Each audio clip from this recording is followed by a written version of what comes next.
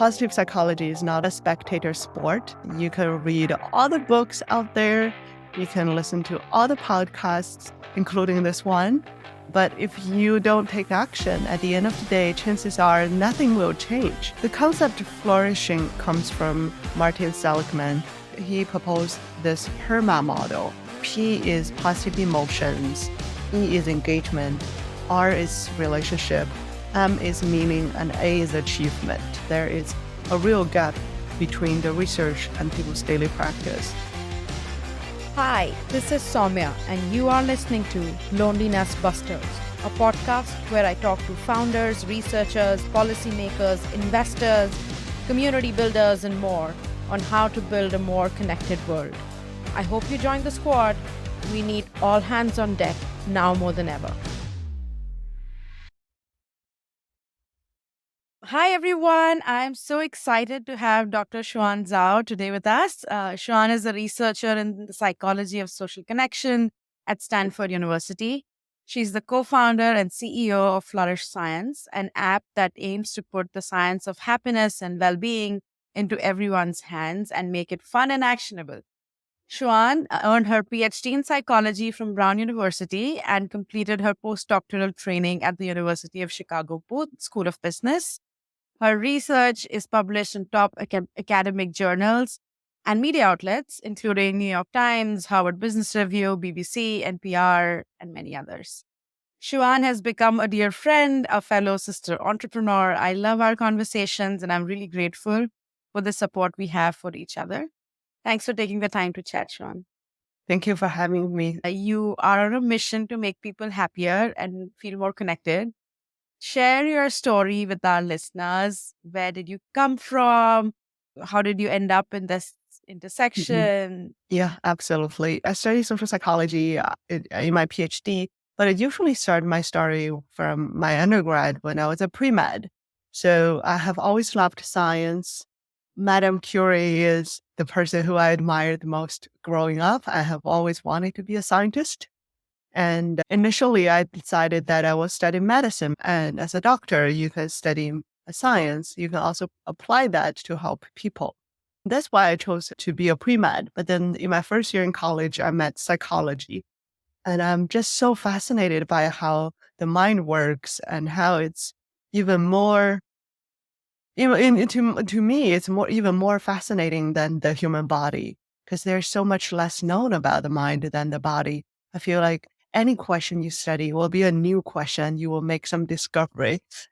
Similar to how you arrive at a new place. Wherever you look, there'll be something new. And I just got so excited. I'm a very curious person by nature. So I decided to study human psychology, to study the mind rather than the body.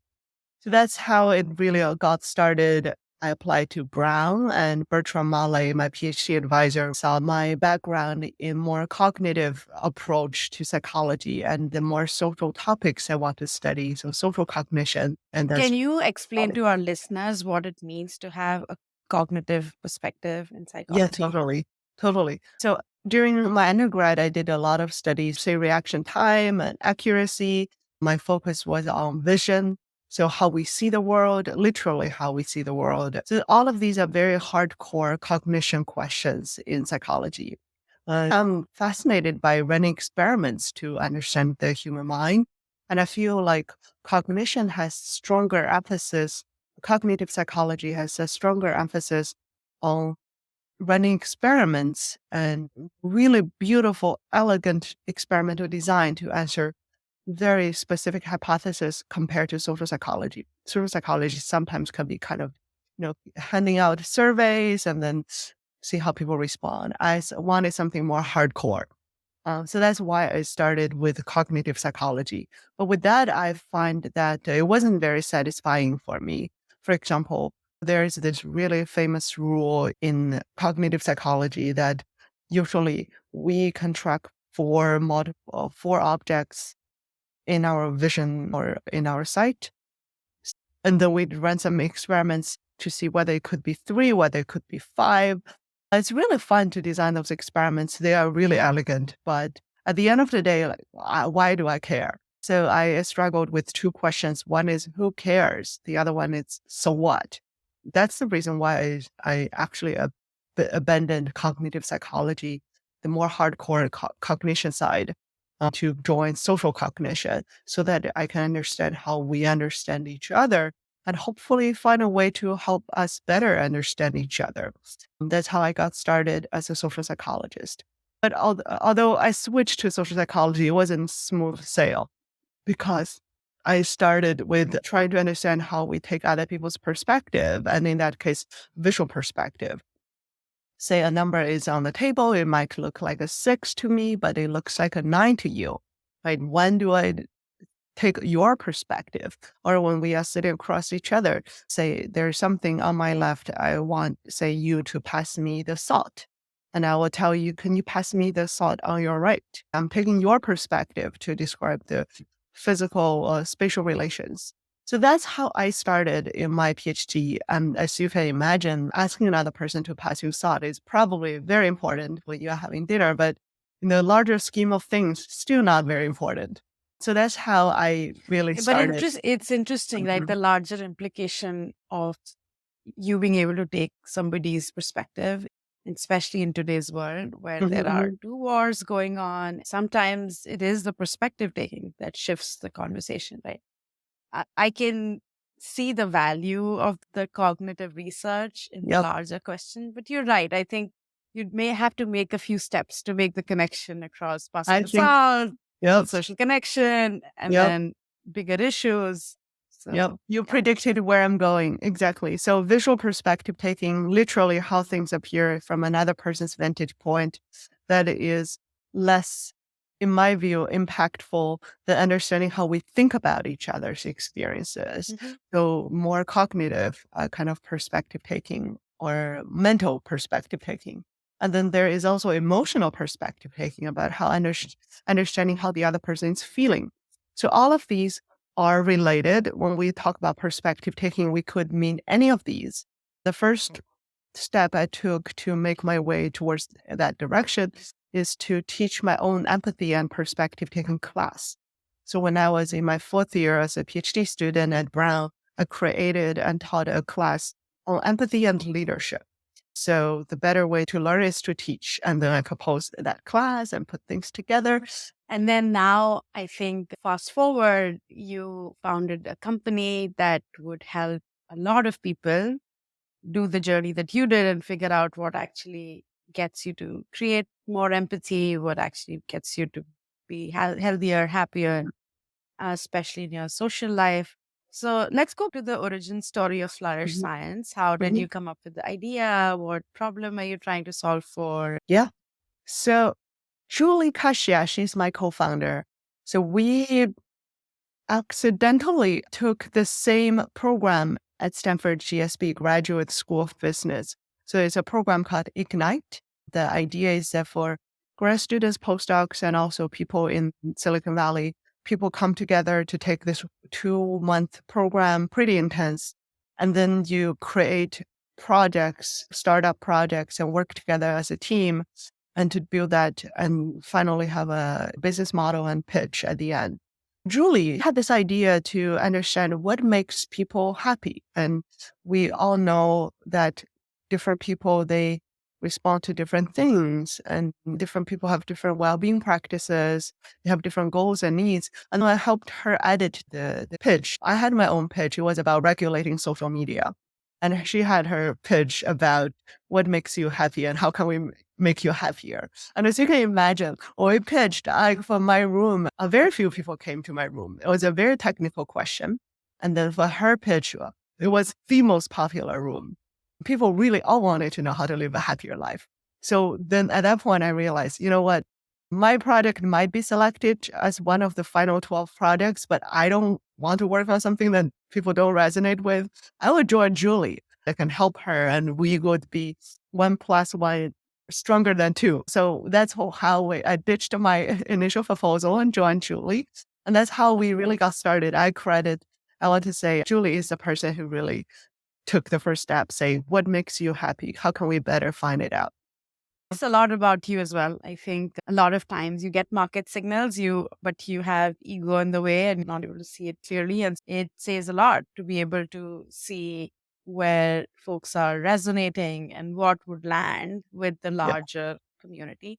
So let's go deeper into it. I'm going to start with a philosophical question and then we'll go to a few tactical questions because I think Mhm. your research has a lot of things that you can learn from. What does it mean to be happy in your research? Can being happy be learned? Yeah, totally. So first of all, we are not exactly happy with the word happy.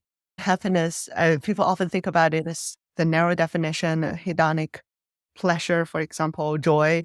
But we think about it more as well-being. So we still use happy because it's a catchy word, but we talk about it's more about well-being and human flourishing. And we really like there are different ways to parse this concept of well-being, but on a broad level, it's emotional well-being and life satisfaction. So emotional well-being is the daily ups and downs that you experience in your emotions. So, for example, you can be happy or sad or stressed or loved or grateful, etc.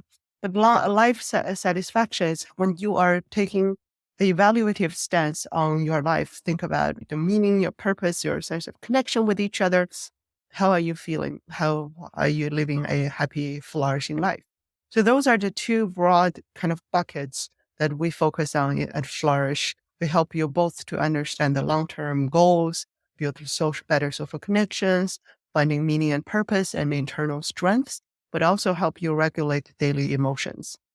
So that's a way to think about happiness. Can I ask another follow up question? And Mhm. I think this concept of human flourishing, I've been in the health space for over a decade. Even then, for me, also, it's new. I'm still reading up and figuring out what it really means.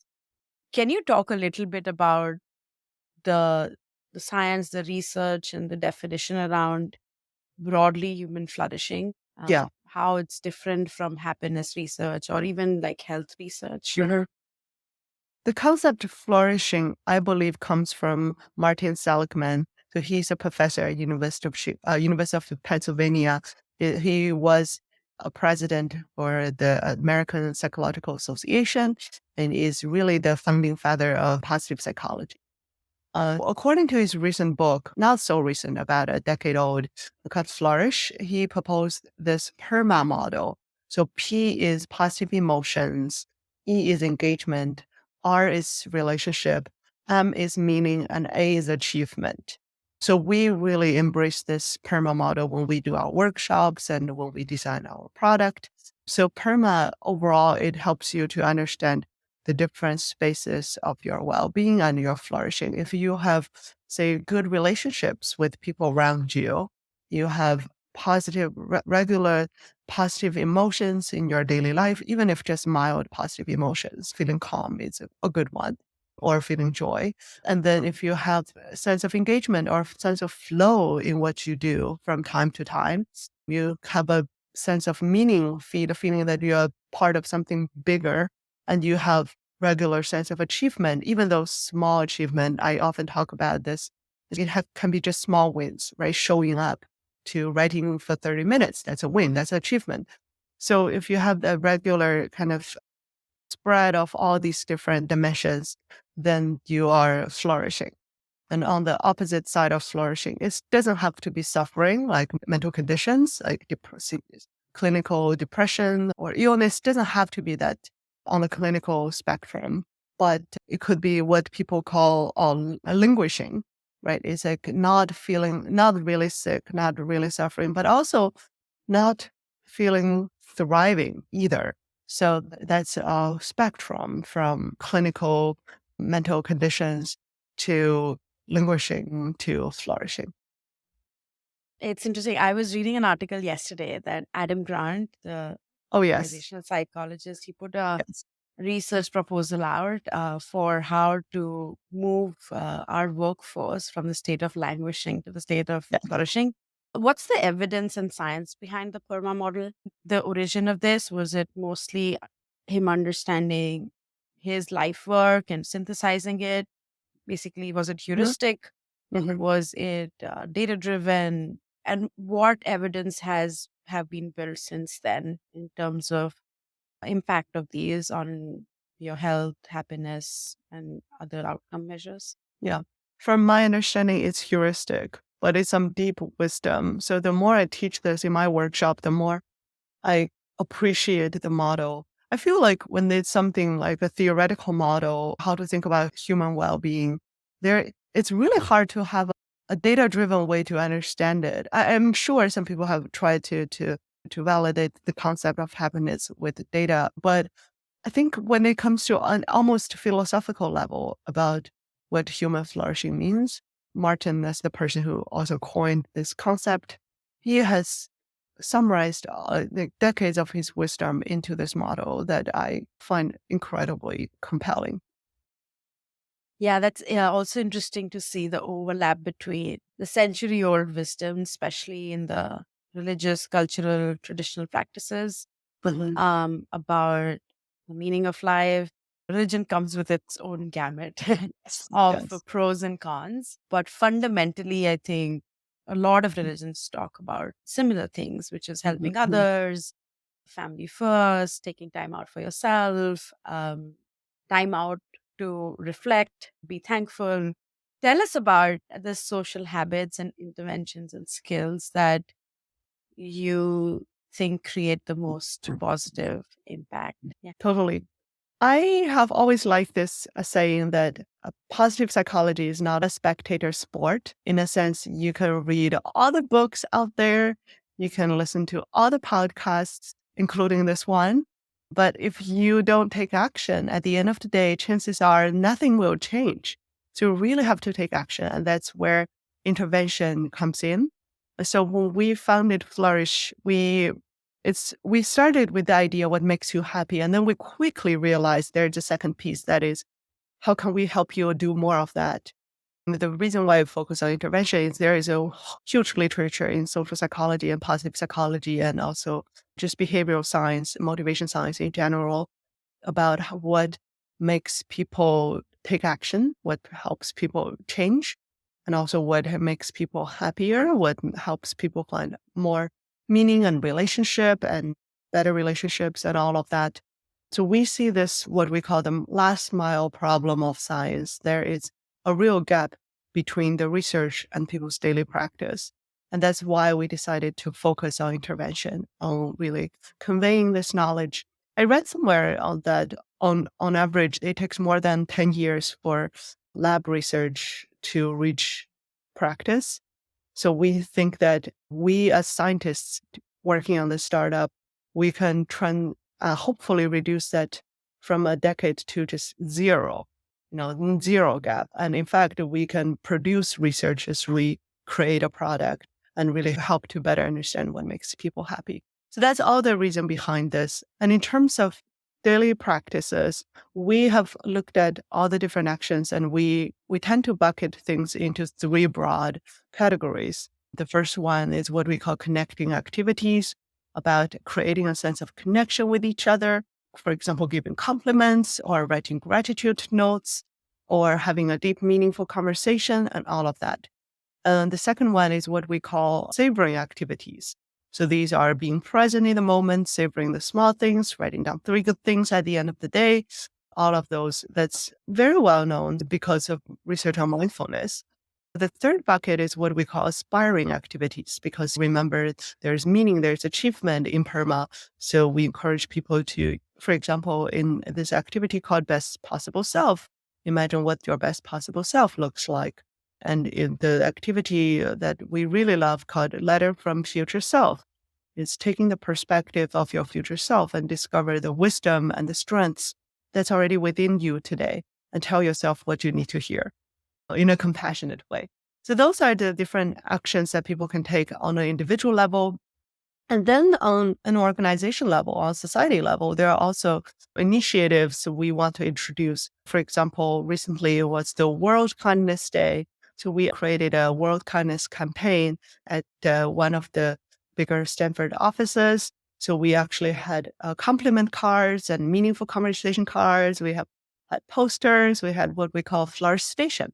And there's so much research about how we infer the culture of a place from the physical objects in that space.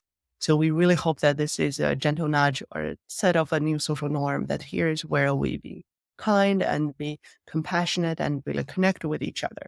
So those are different initiatives on different levels. And of course, finally, there's also a piece about technology. Really, we want to focus on from what I call 4C model, from cognition, understanding the blind spots in our understanding about well-being, to connection, really connect with each other, to community, all the way to culture, really changing the conversations about well-being, shifting it, for example, shifting it away from self-care to more about how we can support each other, how we can be vulnerable with each other and be each other's best flourish buddies.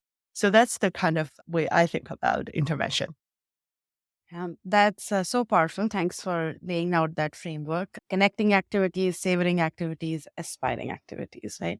As you were talking, one of the things that hit me was so much of what we call leadership training, leadership coaching is exactly this. I don't think I've shared this with your maybe 4 or 5 years back. I did this exercise, which Hmm. was letter from my future self. And Hmm. we had to describe, it was a meditative exercise. You close your eyes and you picture your day and where you get up Hmm. and who is around you, who do you call family, and you're going to work and how are you going to work and who do you meet there. The leadership world and this positive Hmm. psychology social world is Hmm. foundationally so similar on Hmm. especially on interpersonal relationships, self-awareness and insight. Totally. Let's get to behavior change. It is hard. I know you are using technology and small nudges to do it. So, talk to us about what Flourish Science does. How do you chunk down this big problem of behavioral change into things that are actionable? What does the app do, and what has worked well, and what are things that you're still improving on? Yeah. So Flourish is a public benefit startup to help people live happier and more flourishing lives, and communities learn the science of happiness and being and take actions together. So there is a strong technology component, and then we also have organizational programming to really support people's adoption. On the individual level, we summarize decades of research into very short, actionable activities. We tell people about the psychology, the science behind it, and really encourage people to take action. And we help people reflect. So that's what we think as kind of like Duolingo for happiness, if that makes sense. So we really think there's so much research, and we can radically reduce the translation time from the production of research to the consumption of research. So that's the bigger kind of like goal we are trying to achieve. With the specific, I think, mechanism, we not only recommend flourish activities each day, we recommend just one activity each day to keep this. I think it's more about planning the idea that your well-being is important. Take something small to take care of it. That's really important than just say finishing 10 things each day. That would be a habit tracking app. We are not a habit tracking app. We don't tell you to drink water, brush your teeth, get out of the bed. We just give you some small actions that could really brighten your day and something that you might have not thought about or have forgotten to practice more often. And then we also have Flourish Buddies because we recognize the importance of the social aspect of well-being. You can not only create more positivity resonance, which is what psychologist Barbara Fredrickson describes. When we experience some positive events, the experience is even more intensified when we are in this together. So that's why we think that for one, having buddies really helps us to gain a stronger sense of well-being, the better positive emotions, but also we know that relationship is a really important factor of being and happiness, if not the most important factor. And it also serves as an accountability buddy. When we are intended to take some important good actions, having another person with us is so much more powerful. For example, going to gym, or even for me nowadays, I kind of do my daily planning. If there's another buddy to, I can share what I'm planning to do today, it will be just so much more powerful to hold each other accountable. For all of these reasons, we feel that lots of the well-being apps out there, they are overlooking the importance of social connection, the social mechanism that can really drive behavior change. So that's why we really emphasize flourish buddies, name of flourishing communities, flourishing pods. So all of these social features that's wrapped around the daily actions that you can take. And then with the organizational programming, then we also have workshops because we recognize the kind of knowledge and practice we are teaching is still something relatively new to other people. Oftentimes, when people don't know positive psychology or social psychology, they would immediately think, oh, being, oh, meditation, right? Like meditation, I feel they have done a really good job in the past 10 plus years, kind of educating people what meditation is, bringing this knowledge to people. And I think positive psychology now, and people are getting to know more about it. For example, Dr. Laurie Santos, she taught the science of well-being class at Yale and also on Coursera. And it's the most popular class at Yale. And it's also one of the most popular classes on Coursera too, with over 4.5 million students.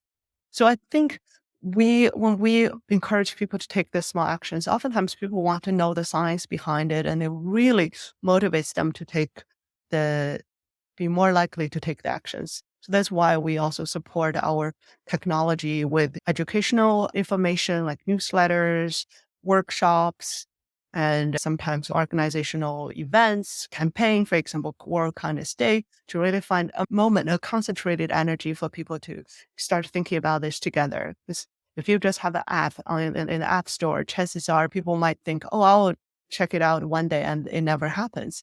But if there's something that we are all doing together, then there is concentrated energy.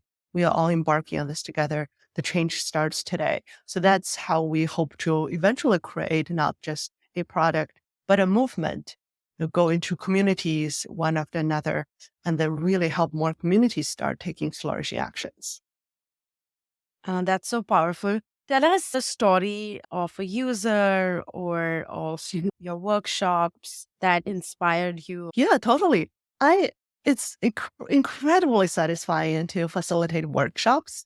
I've done a lot of workshop design facilitation over the past few years since my years at Brown and then at U Chicago. One thing I really love is you can immediately see, and this is something I think important for startup founders, you can immediately see what people resonates and what people don't. For example, when I talk about the PERMA model in my workshop, I would ask people to first write down their well-being practices. And then I walk people through different factors. And then after I explain the PERMA model and ask people how often they feel each dimension in their life that they're feeling. And then I'll ask people to actually look at your well-being practice and label each activity, each practice using the PERMA model. Which letters does that activity cover? And then I'll ask people what's missing in your well-being practices. And that would be like a moment where people realize, oh, that's why I'm feeling funky lately, I guess. It's, oh, and then you see that light bulb turning on. I think that's the kind of experience I really enjoy. Of course, another thing I really enjoy is the discussion aspect of our workshops. I really help hear people what activities resonate the best with them. And when we did this workshop with Stanford Be Well, that's how we got started with organizational programming. We heard a lot of people nominating Letter from Future Self as the most effective, most powerful activity for them during that short 7 weeks.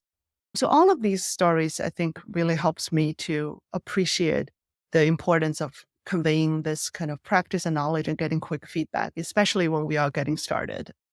And we also have so many stories, like people actually later wrote thank you letters to us. For example, someone said that after the second workshop, she went back home, and one of the days when she was like, she woke up at 3 a.m. and then immediately started thinking about all the to-dos. And then she was like, hang on a sec, I've learned these practices from from Flourish. Let me think about the three good things. Let me think about who I'm grateful for. And then she just fell into sleep. And when she woke up, her alarm, it was already 7 o'clock. And then she woke up and she wrote us this email thanking us, user stories about how lots of the activities really encourage people to better connect with each other. Even for solo activities like nature walk, we teach people about finding new sight, new sound, new smell, make it like a fun challenge. Someone also invited her husband to join the walk. They bonded and they had a meaningful conversation. And she told us that she has never felt disconnected with his husband for the past 10 years. Because usually there are conversations about kids, about daily routines and who's cooking and all that. But just being in the nature, walking together and talking about something that's not about the day-to-day really help them bound with each other.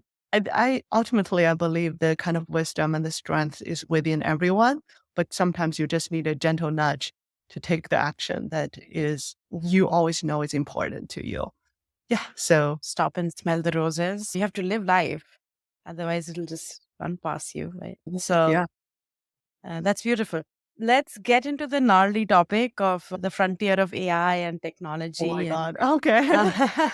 yeah. I think it's top of mind for everyone. I think hmm people have a skeptical view of Indeed. technology's role, especially given what we've seen in the last decade and the outcomes that the current structure of social apps have created, especially for youngsters, but broadly for everyone. You have studied this in your postdoc. What is your perspective on human AI relationships and our capacity to have empathy hmm with machines, whether robots that are physically present and hmm or bots that are talking to you but don't look like humans? Yeah. First of all, I think we should think about two different things. One is our relationship with technology and bots. Another one is our relationship with each other as having machine and bots as a potential facilitator or a mediator. So they can play a different role. So oftentimes I feel the society has been focusing way too much about the first one.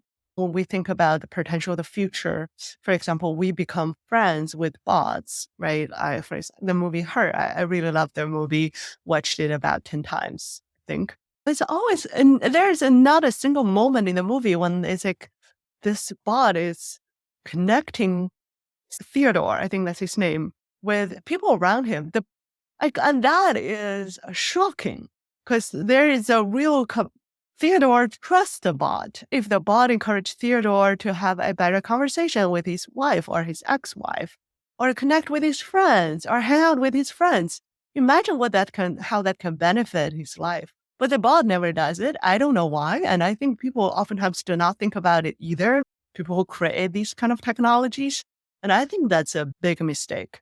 So to answer your question about empathy towards bots or AI, we have some research on appearance about how looking human makes people become more likely to take the perspective of a non-human agent compared to something that looks less human-like. But that was conducted before ChatGPT. So right now, I don't know if thinking here, like talking in a human way, whether that will also elicit more empathy. But I doubt it. I feel like there's something uniquely powerful about the physical embodiment. That's the research that we recently published in cognition called the mere appearance hypothesis. It's like just having this human-like appearance could really trigger us immediate reaction.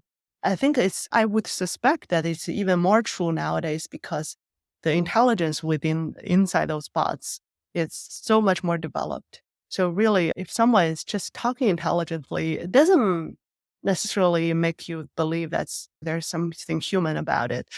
But the appearance somehow, it's just, we think we people have a kind of a knee-jerk reaction to it.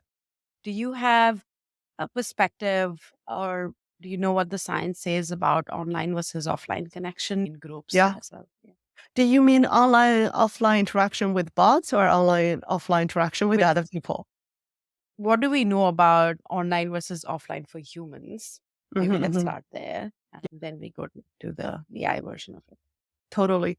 I think when we talk about online interaction, it can actually mean so many different things. Like when we right now having a Zoom conversation, a video conversation, we see each other's facial expressions, our body gestures, all of that. It's so different from we texting each other or like you post something and I like it. So there is radical difference in the richness of information, how connected we feel towards each other. So what seems really interesting is the quality of the interaction, I would say, compared to just whether it's online or offline. But with that said, I think that even for this kind of video conversations, there are still limitations. For example, you talk about Zoom fatigues. Sitting at one spot and just looking into a screen, and there are so many other distractions around me. For example, my calendar is sending notifications all the time, and then when we are also being physical, we can also play together. We could also get more kind of synchrony on our physical movement. Let's say we take a walk. Instead of staring into each other's eyes, we can actually look in the same direction and walk together, right? That kind of eases the pressure of, I don't know, when other people are looking at us, we immediately feel that we are evaluated and we try to regulate our emotion and our behaviors. But when we are walking together, we could maybe open up even more because the evaluation seems less, right? Having a shoulder to shoulder conversation rather than a face to face conversation. So there are so many more possibilities in offline interaction, synchrony, physiological synchrony, emotional synchrony. I think that's harder to achieve with our online video conversation. You're right. The even with humans, online and offline is not equivalent. And so you overlay that with a synthetic technology that also doesn't have the same level of emotions on the Yep. other side. And then you start seeing, okay, this is not the same. I think, of course, there is a science fiction world where what's the TV series Westworld, Oh, where you yes. can create bots that look and feel like human. And in that case, I think, of course, it becomes more complex. But I don't think we are there. Not yet. Let's talk about bots in the group setting. I think you and I both are excited about this subject. And what is your Mhm. perspective on the role that AI can play in human to human connection? I think this is such an exciting and untapped area. So this year we published a paper in CHI's Computer Human Interaction Conference about how we can use technology to better facilitate social connection with each other, especially meaningful conversations. For example, in the experiment, we had a robot or a computer monitor in a public waiting room and then posed deep, meaningful questions like, what are you most grateful for in life? And then facilitated those kind of conversations. Not really facilitating, just posing the question. And then people started talking with each other and they ended up feeling happier, more connected when they had those kind of conversations. Oftentimes, I feel technology really has the potential to break the ice. So we call that paper, instead of groundbreaking technology, we call it ice-breaking technology. I love that. And that's for strangers or people who don't know each other so well. It's a very delicate dance, right? Like, I want to know you better, but I also don't want to seem like nosy or intruding. Like, I respect your privacy. So do I ask? Do I not? And I don't ask. The robot or the technology, or it doesn't matter. If it asks the question, people are perfectly happy to chat with each other. So we imagine there are so many possibilities, like a networking bot is going around a room where people are networking. Because I don't know about you, I find networking to be awkward, especially I think like for business school students, they're better at networking. Like for staff events, like holiday party is incredibly awkward and boring because just like no one really go into something more substantial or intellectually satisfying. So what if the bot could go mill around and then give people questions and you could even connect people like it can save information about what I'm passionate about. I'm interested in birding. And I really want to meet other colleagues who are also into birding. And then maybe the bot can say my well-being practice, my hobbies and interests, and be like matchmaker. It's like, hey, Xuan, this is Alice. She's also very into birding. Oh my God. And then we can start talk about the cool birds we recently saw on our, trips. There are so many different scenarios where we can really leverage technology to better connect with each other. And I feel like people are just not thinking about it. I feel like people are just being lazy, like me talking to a chatbot. And that's unimaginative. I love it. I think there's so much more you could do with technology to break ice and build deeper connection and help us do the things we are not good at. We're not good at asking hard questions in the first meeting. So, can technology accelerate that and accelerate making deeper connection by making more meaningful Mhm. questions? With that, I want to move on to the fun section. So, what is your favorite social connection ritual? What is it that you go back to and say, hey, I do this, makes me feel better? I really like asking people deep, meaningful questions and have meaningful conversations. That has always been my favorite activity. But recently, I also recognize the importance of laughing together. So our team has been playing this game called Scribble. I think Scribble.io. It's really fun because it's addictive now. I Fun. really, every time I think the Pictionary in your team would be some next level. You guys have some of the best visual arts I've seen thank in this you. space. Thank you. Any message for other entrepreneurs, researchers, other folks who are interested in working on social technologies? I think one is it's really hard. What makes it really hard is we've seen social media. It's incredibly successful, and also it's based on the as model. How can we create something different that really keeps people's social wellness in heart rather than trying to make people spend more time in the app? I think that is something, the business model part is probably the part that I struggle the most with. And I imagine many folks would do because when you are trying to support people to flourish, spending more time is definitely not the right thing to do. And then how do you make sure that you can also not even be hugely profitable like social media, but at least be able to sustain yourself as a startup? I think, I don't know. I don't think that's words of wisdom. I'll just share that as kind of something I've been thinking about, like business model. I think that's probably the hardest part. The research, maybe for some other people, research could be hard, like incorporating research into practice. But for us, the really cracking business model to make this sustainable as a business, yeah, I would love to talk more with more people about that puzzle.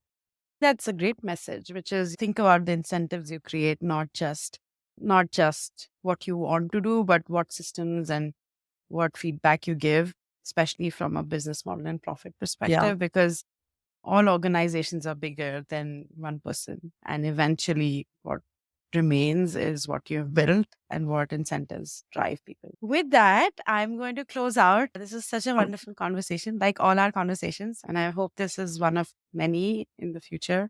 I sincerely hope we get to work together soon as well. But thanks for the time and thanks for sharing all your insight. I learned a lot and I always continue to get enamored by your humbleness as well. So thanks for taking the time, Sean. Well, thank you. Thank you so much for having me. Have a good rest of your day. If you're still here, thank you for listening. If you enjoyed this episode, please subscribe to the podcast and share it with a friend who you think should join the Loneliness Busters squad. See you next time.